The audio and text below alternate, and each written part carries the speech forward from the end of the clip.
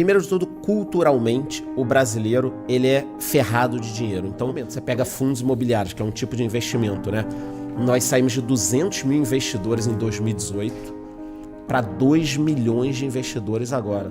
A pessoa tem que criar o cenário que ela quer ali, entendeu? O mercado tá crescendo, porra.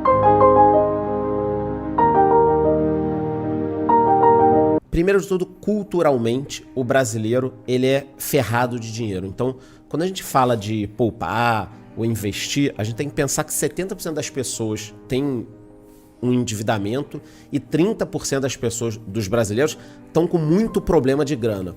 Então, a grande massa tá vivendo o dia a dia. O cara não tá nem pensando em, pô, será que é melhor o fundo imobiliário, ação, criptomoedas, investimento no exterior? Esse cara tá ali controlando o dia a dia. O casal ganha 5 mil e gasta 5.200 por mês. Então, ele tá nessa, entendeu? E agora tem mais o iFood, tem mais o Uber, tem Netflix, tem uma série maneira que o filho tá gostando na Amazon Prime, tem que assinar também. Então, esse cara tá cansado, a língua tá pra fora. A grande parte dos brasileiros tá nessa categoria, tá? Sobre comprar coisas, como a gente não tem uma cultura de poupar e investir, o dinheiro na mão tem que virar alguma coisa. A gente foi criando uma cultura do seguinte: pô, você vai trabalhar, você não vai ter um celular maneiro, um carro maneiro, então as pessoas antecipam muito os sonhos. Então, quando junta tudo isso, o brasileiro não aprendeu a juntar dinheiro a investir. A maior parte das pessoas tem problema. Em casa, as pessoas têm problema. A gente cresce, normalmente quem cresce aí de classe média para baixo, se acostumando com os pais, na volta a gente compra. Puta, não dá agora. Pô, mãe, eu queria uma Coca-Cola. Aí mete um Tang. Nada contra, mas é o ritmo que vai dando. Os pais iam se virando. Então, os pais têm um sonho que a gente leve uma vida muito certinha, porque eles não levaram. Então, eu vou dar um exemplo aqui. Eu me considero um cara bem sucedido, de carreira e de grana. Mas para minha mãe, lá atrás, ela veio com um papel para mim uma vez com um jornal, né? Isso eu tô falando 90 e poucos, né? 1990 e pouco. Com um concurso da Caixa, para eu ser caixa da Caixa. Por quê? Na cabeça dela, eu estaria resolvendo a minha vida. Sendo concursado. Sendo concursado para qualquer coisa. Entendi. A minha mãe pensava assim, talvez o meu avô pensasse assim, talvez os nossos pais. Se você falasse que, puta, arrumei um emprego aqui numa empresa muito conhecida, independentemente do cargo, puta, tá bom pra cacete, que bom, meu filho tá ali, é até um orgulho, é legal e tal. E isso foi mudando, né? Aquela história da gente ter a carreira inteira, como as pessoas tinham na década de 50, então você entrava numa empresa, você queria ficar ali a sua vida inteira. Isso meio que morreu, hoje em dia não faz nenhum sentido, né? Hoje em dia a gente quer até o contrário. Você quer trabalhar aqui, eu, por exemplo, trabalhei em alguns locais, tive um negócio, tenho outro negócio agora. Cara, pra mim tá ótimo, eu vivo várias vidas em uma. Na década de 50, 60, 70 não era o que acontecia. Você entrava numa empresa, você queria trabalhar nela. Inclusive eu que morei em Santa Catarina, onde tem muita indústria, ainda é comum encontrar o avô, o pai e o filho na mesma empresa. Na mesma empresa. Aqui não é muito comum, né? Mas você vai pro interior de Santa Catarina, talvez aqui no interior de São Paulo E ele não é o dono da empresa. Não, vai passando. Vai passando. Sim, Tipo, em Santa...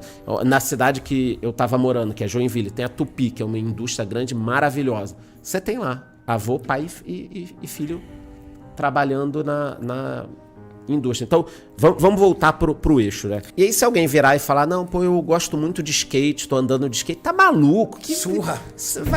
Quebra a porra do skate lá, não existe. Hoje tá até mudando um pouco, mas até a década de 90, cara, skate, surf, não sei o que, tá louco. Nem futebol era Na bem nossa visto. época, você fazia ou Senai ou técnico. Pronto. Isso. Aí do Senai, Escola do técnico, técnica. já saía pra empresa. Da empresa... Que era o sonho, né? Era o sonho. Na empresa, você já tava arrumado. Aí, se você fizesse faculdade, você já era o diferente. Caramba, o cara tá fazendo faculdade, mano. E de repente o mercado foi mudando, mas voltando pro dinheiro. Então, o brasileiro não tem uma cultura. Aí qual o diagnóstico que a gente pode fazer? O erro tá em não se aprender nada de dinheiro, nem no colégio, nem na adolescência. Se eu tivesse aprendido um pouco mais, e olha que eu aprendi, eu venho de uma família judaica, eu tive o exemplo do meu avô, era um cara de negócios, conversava muito comigo, se dedicava muito foi o meu grande mentor, né? A falar comigo sobre dinheiro, negócio, vida. Então, depois a gente pode até voltar para esse assunto que é interessante. Então, a gente não tem essa cultura. A pessoa sai do colégio, começa a trabalhar, vai ganhar, sei lá, R$1.500 de estagiário quando ele entra na universidade. Pô, ele vai querer o melhor iPhone, ele vai gastar tudo no iFood. Ele não vai criar a consciência de que se ele juntasse R$100 por mês, ele seria milionário em 30 anos. Verdade. Ele tá cagando, ele quer saber o seguinte, iFoodzinho, Uber.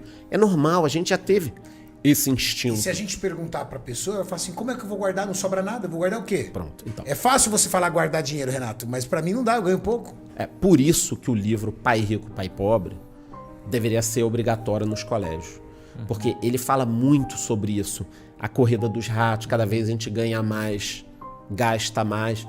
Pô, todo mundo aqui deve conhecer alguém, eu conheço algumas pessoas assim, que ganham 30, 40, 50 mil por mês, não sobra nada e o cara tá fudido de grana, e a mulher tá fudida de grana. Eu tenho amigos assim. Você pega um casal, cada um ganha 1.500. Vai, 2.000 pra junta 4.000 um casalzinho. Se não sobra nada, também não vai sobrar quando eu estiver ganhando 10.000. Eu gosto muito de fundos imobiliários, sou suspeito, né? O fundo imobiliário é algo relativamente novo, crescimento mesmo do mercado foi nos últimos 5 anos.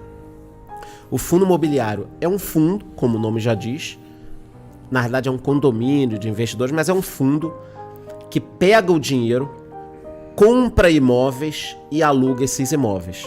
Aí, como ele alugou esses imóveis, ele paga esse dinheiro mensal dos aluguéis para os cotistas do fundo. Então, quando eu invisto num fundo imobiliário de shopping, por exemplo, o que eu estou comprando? Eu estou investindo num fundo que é dono de shoppings. E o aluguel daquelas lojinhas ele distribui para os cotistas. Então, é uma forma de você receber uma renda mensal. Com o que a gente pode comparar isso? Com um cara que compra um imóvel e aluga. Então, vamos colocar o Cariani. Pintou um imóvel aqui na esquina, ele olhou... Pô, quanto é que tá esse imóvel? O cara tá apertado, 1 milhão, Cariani, te faço. Ele faz o Pix ali na hora, tem 1 milhão, tira agora, não vai nem reparar que você vai dar conta. Você compra o imóvel por 1 milhão. Aí você vai locar. Por quanto será que você vai locar? Uns 6, 7 mil. Se local, acho que tá um apartamento... Nem isso, né? Vai conseguir uns 4 conto. Olha lá. Olha lá. E tem imposto. Tem imposto. 15% na brincadeira. Então, fundos imobiliários, como funcionam hoje? Você pode investir esse mesmo 1 milhão e hoje você vai conseguir aí, eu vou ser conservador, tá? 0,80, 0,85, sem impostos ainda, livre de impostos. Então todo mês você vai receber 8, 9 mil sem impostos na sua conta. E caso esses imóveis se valorizem, a sua cota vai valorizar. Comparando 1 milhão num apartamento com 1 milhão em fundos imobiliários, você pode vender a parcela que você quiser, a hora que você quiser. Então, se eu resolver, caso eu resolva investir agora 1 milhão em fundos imobiliários, se eu precisar amanhã de 50 mil, eu tiro. Então, não estou limitado a valores, nem a tempo. Eu pego a hora que eu quiser, eu reinvisto a hora que eu quiser. Então dá mais flexibilidade. Fica preso. Por que nós saímos de 200 mil investidores para 2 milhões em fundos imobiliários? Justamente porque é um imóvel que o brasileiro adora. O brasileiro não pode ver um imóvel. Pô, todo mundo, né? Todo mundo tem um tio que fala: quem compra terra não erra. E não sei o quê. Então, o fundo imobiliário, ele tem as características que a gente gosta. Né? Tem fundo de terreno, tem fundo de hotel, tem fundo de logística, tem fundo de... Ele tem essas características e esses benefícios, né? De você ganhar sem imposto por enquanto, de você comprar e vender quando você quer, você pode compensar lucro e prejuízo dele. Então, se eu tenho 2 fundos imobiliários, um deu muito lucro, o outro está me dando prejuízo. Se eu quiser vender esse aqui com lucro, eu vendo esse com prejuízo, compenso os 2 no meu imposto. Então, tem uma série de coisas que o brasileiro está descobrindo. E outro problema, meu irmão. Será que vai ter dinheiro para nossa aposentadoria, para todo mundo se aposentar bem do governo?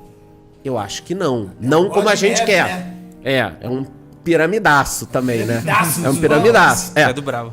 Então, se a juventude começar a investir em ações, fundos imobiliários, tesouro mesmo, investimentos que geram renda, essas pessoas estão garantindo o futuro delas. Então, por exemplo, meu vídeo de ontem no YouTube foi quanto eu preciso investir para ter um salário mínimo de renda passiva todos os meses. Isso deveria ser um bom alvo para muita gente, né?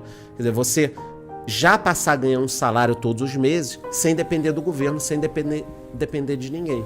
Então, são coisas que são novas para o brasileiro, mas eu acho que aos pouquinhos a galera vai pegando. Por quê? Porque assim como malhar aqui e depois de 6 meses, o que acontece com você? Você começa a sentir um efeito muito grande e aí você quer mais e você começa a mudar outras áreas correlatas da sua vida. Então, provavelmente, aí você que pode me responder, provavelmente o cara que começa a fazer exercício físico e ter resultados, ele se alimenta diferente. Provavelmente deve ser algo que você fizer uma pesquisa. Vai acontecer, né?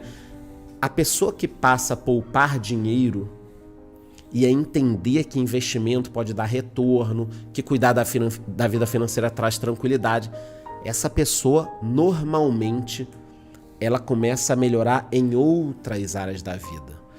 Porque ela ganha 5 mil, ela quer ganhar 7, porque ela já quer investir mais. Ela começa a pensar em estudar. Ela vai todos os dias buscar uma notícia. Porque, o cara investe na bolsa. Ele não investiu na bolsa, ele passou a investir. No final do dia, o cara pega lá o telefone. Olhar, deixa eu ver o charlão lá, o que ele tá falando. Caralho, a bolsa caiu 3%. Putz. Aí no outro dia subiu tanto. E o que é esse negócio de Bitcoin aqui? Deixa eu procurar no YouTube. Aí o cara procura. Então, a pessoa começa a procurar. Pô, deixa eu ver esse podcast aí desses 3 malucos aí. Que livro é esse, Pai Rico, Pai Pobre? Pô, deixa eu comprar. Pô, se o maluco que tá devendo 1 milhão vai comprar, eu vou comprar também. E aí o cara começa a se preparar. Não, aí muda. Aí, meu irmão, em 3, 4 anos, esse cara vira um monstro. Muda. Mas muda tudo. É a mesma coisa. Quem não leu nenhum livro nos últimos 2, 3 anos? Se a gente fizesse uma pergunta, eu acredito que muita gente falaria que não leu. Se esse cara comprar agora um livro na internet e começar a ler e acabar ali em janeiro, fevereiro e comprar mais um, ele já deu um salto, mas gigante, entendeu? Então a gente tem que também falar sobre essas pequenas mudanças. Por isso que eu converso com todo mundo o seguinte: você tá me assistindo, você não investiu nada, você tá endividado, tá com problema, é corno, roubaram teu carro, não interessa. Pega R$50, dá teus pulos, dá um jeito mesmo. Pega R$50, abre conta numa corretora e começa a investir. Pronto. Aonde você vai investir, joga no YouTube, pesquisa, vê com alguém que entenda muito. Mas assim, começa com R$50. Só pra... Sabe, é um startzinho. Né?